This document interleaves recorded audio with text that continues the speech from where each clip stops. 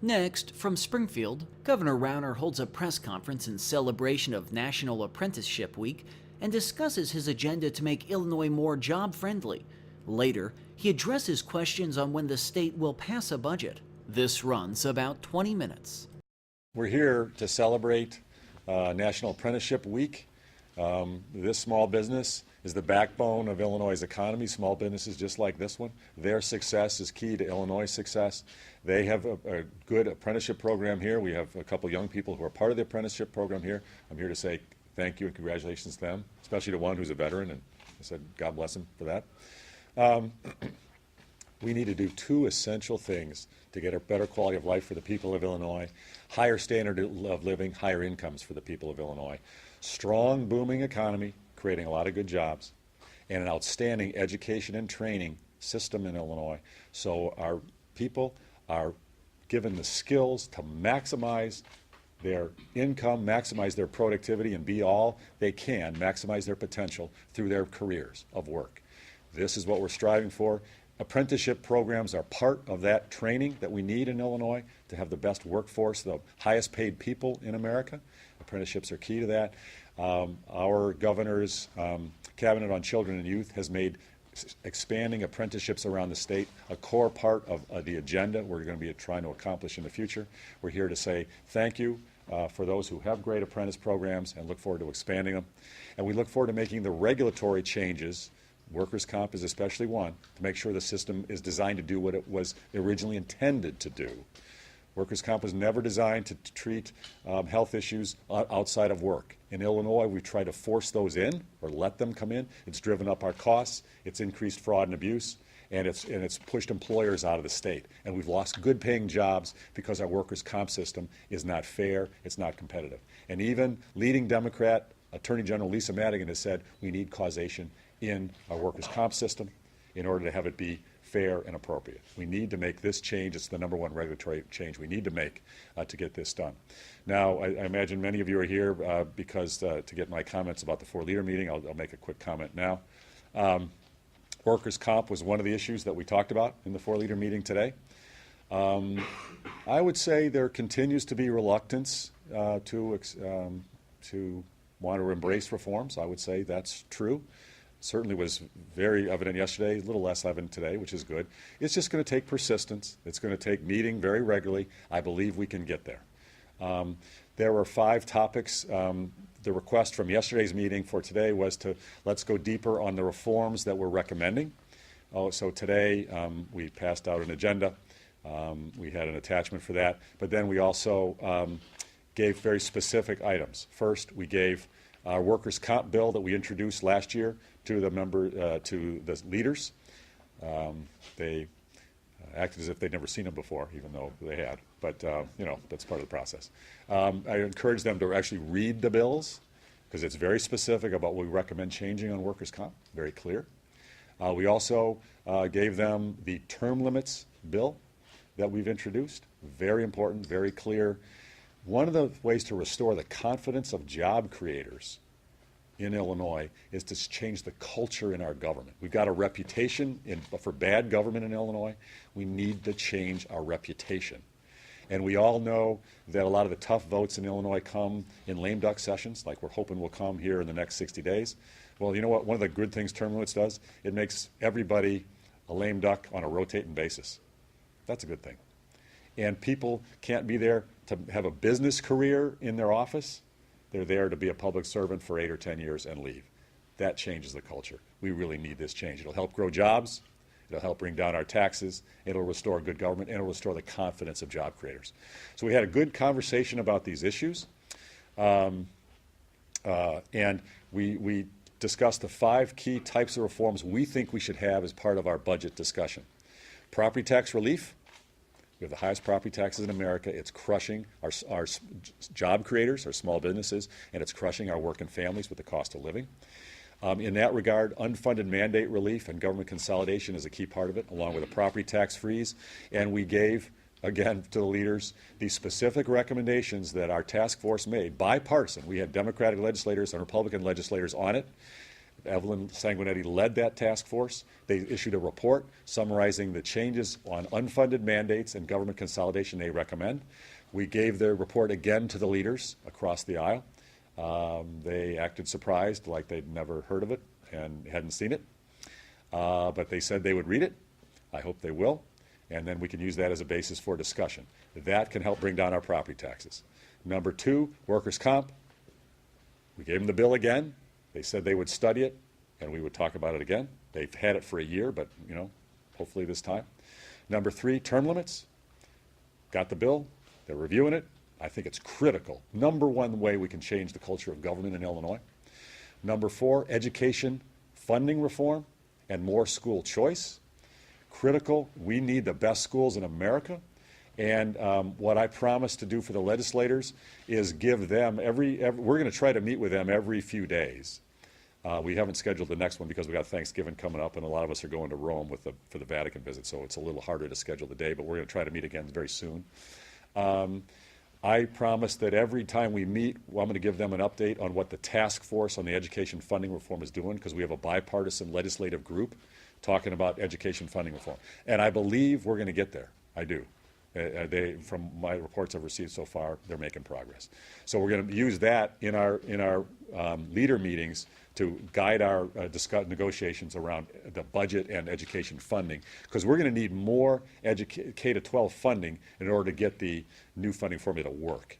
We're going to need more money for it to work. So this is a very direct impact on the budget. And then finally, pension reform. Certain folks don't want to talk about that, but we have to. Now that certain state pension funds have changed their investment assumptions and lowered their return assumptions, which they've done in their board meetings in the last couple months, that's going to require the state government to put $1 billion more into the pensions next year. Okay, this money doesn't grow on trees. This is coming out of the hardworking people of Illinois. We need pension reform. The pensions are unaffordable. They're crushing us. We've got to get pension reform. And I'd like to do a bigger reform than most, but I said in the spirit of bipartisan compromise, I'll do what President Cullerton has recommended. Let's do the consideration model. He's laid it out. And let's do it for all the pensions, state and local pensions. Our calculation is that could save Illinois taxpayers over $2 billion per year if we do that. Big deal. And I was able to, the president agreed that he would take the first stab at drafting a bill to do that. And that ball is his court. I hope he'll give us an update when we meet again in the coming days with the group. So progress is slow, but we're going to stay persistent. I've told him I'll meet anytime. I'm a workaholic. I'll meet 24/7. I'll meet in Chicago. I'll meet here. I'll go to wherever they want. Let's meet regularly, because we have less than 60 days. This lame duck session, this is the time when tough votes can get taken, because they're going to require some tough votes. They are. None of these votes are going to be easy. There's certain special interest groups that won't like what we got to do. That's just true. I mean, we got to acknowledge that. And so we got to get it done. And if we lose a week or we lose period, we can't let it go. That's the reason I was so persistent. Let's meet. There was resistance to meet. Time is clicking. We should be meeting all the time. And I'll meet every day. I will literally meet every day. Let's see what we can do. We'll get it done. It's an exciting time. It's an important time. We need big change for improve the future for Illinois, and I think we can get it done. Another year or two if the Democrats still hold out, because if there were social service agencies here, they'd say, we're closing now. We need a budget now. Many of those social service agencies are ones that I personally donate millions of dollars to. I care deeply about our social services. It is horrible that they've been impacted by this budget stalemate. I want this done now. We should have done this a year ago. Everything that we're advocating has bipartisan support. For 80-some% of the people of Illinois support term limits. Let's do it. It's not politically hard. Just do it. Everybody wants property tax relief. Everybody in Illinois wants property tax relief. Let's do it. Even the Attorney General says we need causation in workers' comp. She is not a Republican. Let's do it. So you're still saying no new revenue without these reforms, right? It would devastate the state. We will never, let me be clear, we will not have long-term balanced budgets if we only raise taxes. It won't happen. Do you have to get everything on this No, list? no, no. I've been clear. Not everything. Everything. Everything. Is there a minimum amount? I mean, you've made workers' No, comp I'm trying to be number one. flexible. I'm trying to be flexible. Now, I laid out a 44-point turnaround plan. I've done a lot of turnarounds in my life. I know how to turn around an organization. We're doing it thank you to the leaders here for acknowledging we've changed state government well. But we need the legislature to help change things that has to be done through the legislature. And I've laid out 44 points, and I've thrown a lot of those out. Just say, okay, we can't do everything in the first year. Now we're in the second year. Soon we'll be in the third year, which is ridiculous. But I've got it down to basically 5 things now from 44. And we can throw out 1 or 2. It has to be significant. It has to send a message to job creators. It's a new day in Illinois. Come to Illinois. We have to get job creators coming to Illinois, or we'll never solve any other problems. Can you talk about Governor, the impasse can I ask you a ruling? Can you question? talk about the I'll come impasse? back to you. Term limit, let's go to vocational education for a moment. Uh-huh. The pipe fitters run a great school up Mhm. north. Yeah. They pay their students $20,000 to learn. Uh-huh. This could be expanded. Would you be looking to put any state money directly to maybe working with the unions? Sure. In their training programs as compared to just the higher education? Absolutely.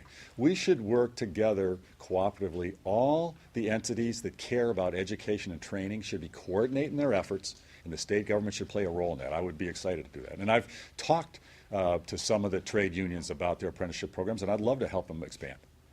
Devin, Yes. you've been pretty adamant that you've gone from 44 to 5 key issues. I mean, would you be cool with getting 1 this year and then 1 next year, just to at least appease the speaker and his group? Well, so what the comeback used to be back 2 years ago was, well, Governor, just do a big tax hike, and we'll talk about that stuff later. Does anybody think that they'll talk about it later? No. Those in power have been in power. Those in power have created the problem. And when it just frosts me, I'm an emotional guy. It frosts me when they say, oh, we got to balance a budget. We got to do a balanced budget. They've never had one. And they're saying somehow it's my fault. I mean, come on. Can we please grow up? We're not 6-year-olds. Let's deal with reality. Let's get good long-term decisions made to help the people of Illinois. Is it realistic to Yes. expect 60 days is enough time to get Yes. anything done? Yes. It really. 2 years more, what's your contingency plan? We do have a contingency plan. I'm not going to talk about that. You say that the leaders today have seen everything that you presented Yeah. already. What leads you to believe that in the next 2 months they're going to budge on something they've had 2 years to think about? It's a great question, and it's because every month that's gone by, I've personally seen and heard Democratic rank-and-file legislators say, you know what, this is baloney. We need to, and some have gotten brave enough to say it publicly. I think it was Elaine Nekritz, but others they're saying privately, we need a balanced budget with reforms. And I think there's a growing sense within the rank and file, not with the leaders yet, the rank and file, time up. Let's do this. Can you Last talk about- question, can you last talk about the question, impasse? last About a question. tax increase that was discussed today in a leaders meeting. Mm-hmm. What exactly, a tax increase was discussed this morning? The Democratic leaders mentioned that. Just wondering. what Yeah, well, that entails. the speaker was pretty clear, when was it, a year ago to summer? He said, let's get the income tax back up to 5% and go from there. I said I'm open to considering new revenues. I don't love that at all. I'm an anti-tax guy.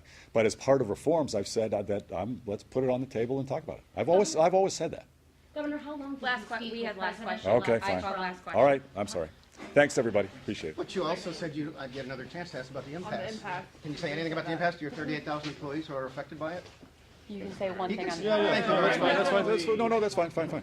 Okay, on the impasse. So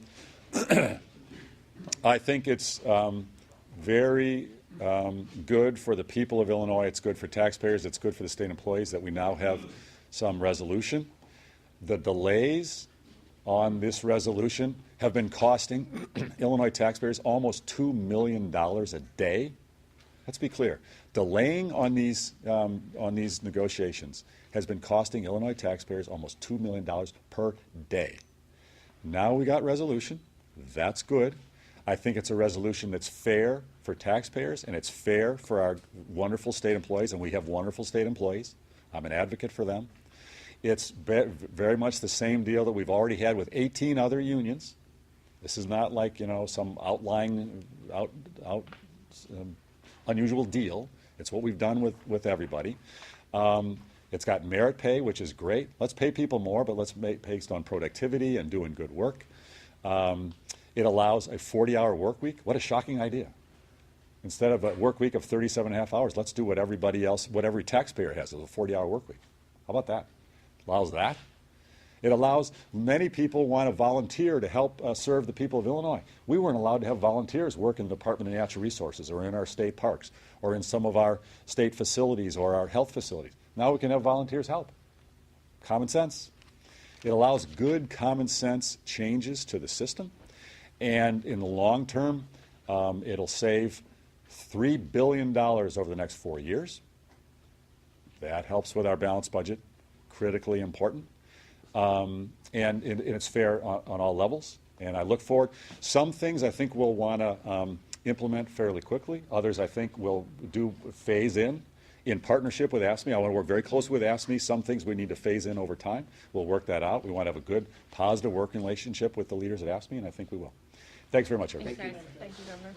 Appreciate that extra.